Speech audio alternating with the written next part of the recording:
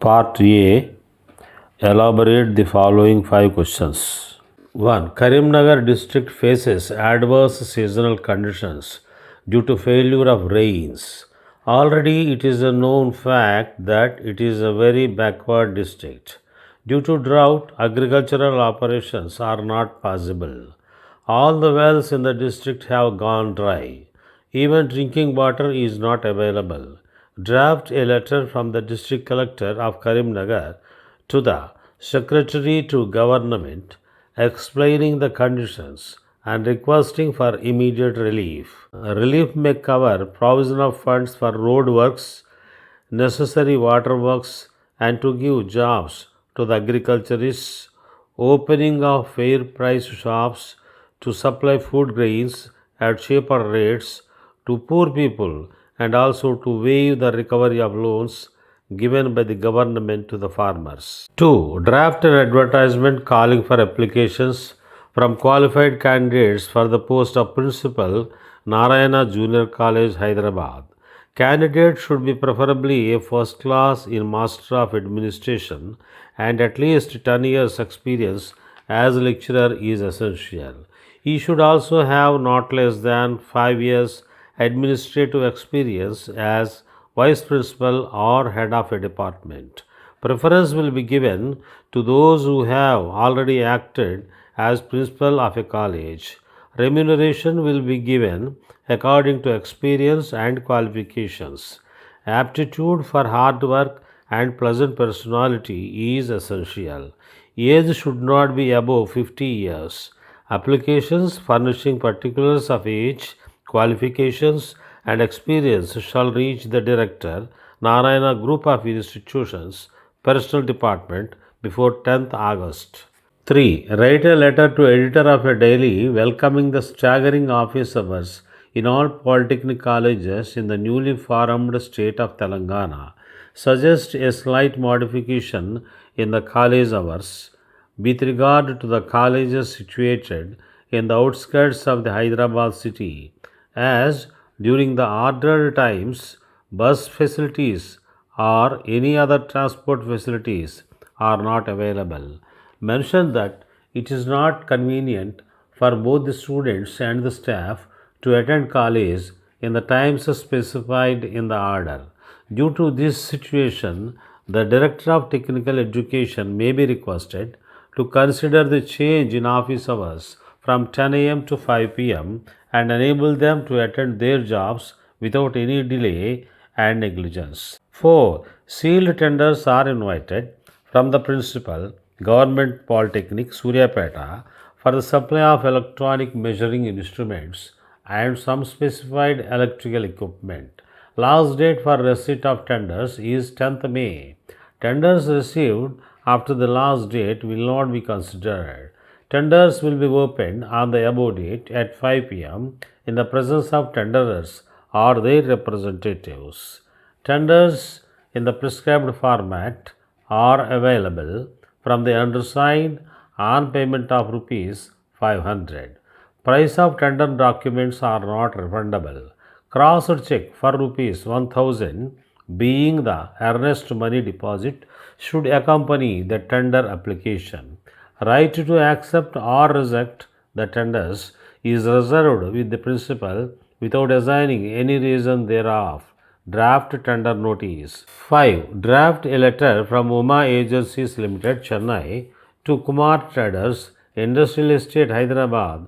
Acknowledge letter of March 10th and regret inconvenience caused due to delay in delivery of goods. Consignment of the motor tires ordered were held up at Warangal railway station for nearly a fortnight due to sudden strike by railway employees. The railway authorities could not help to improve situation despite many approaches. Strike now called off with the intervention of minister concerned. The goods are being cleared speedily and hope to receive stock shortly. Request acceptance of the goods when they are received. Assure future orders will be complied promptly.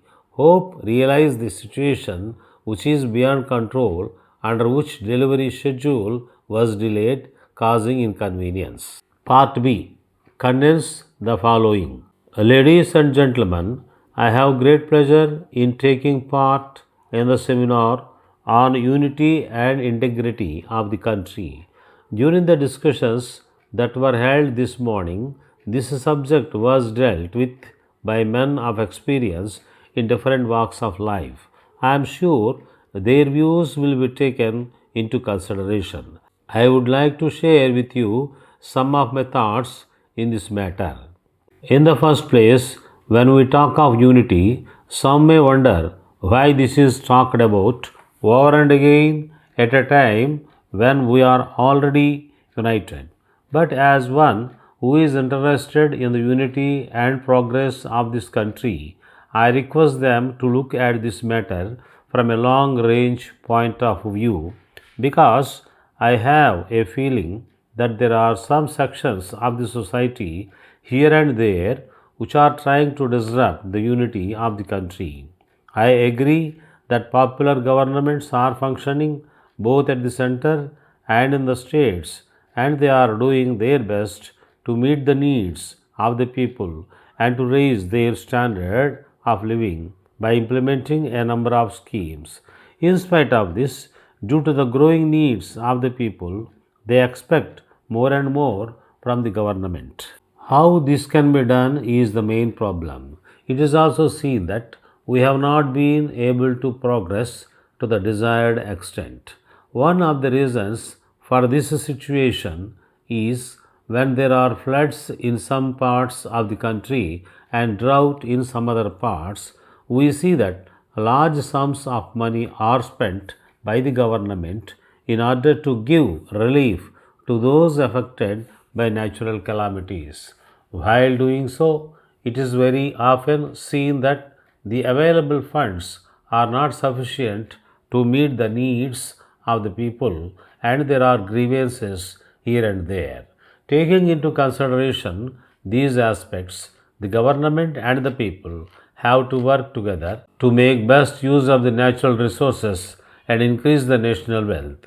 For instance, in areas where there are more chance for better irrigation facilities, we must increase the production of food grains in those areas. And in the areas where there is greater scope for industrial development, suitable industries have to be started.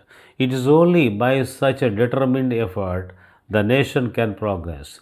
Another matter is that while we have to take advantage of the latest developments taking place in the advanced countries and adopt them, we have to see that in our country, where there is plenty of manpower and vast areas of land is available for exploration, we have to plan in such a manner as to provide work for all our citizens. My view is that in developing country like ours, we cannot allow anyone to remain idle because only a nation which is active can progress.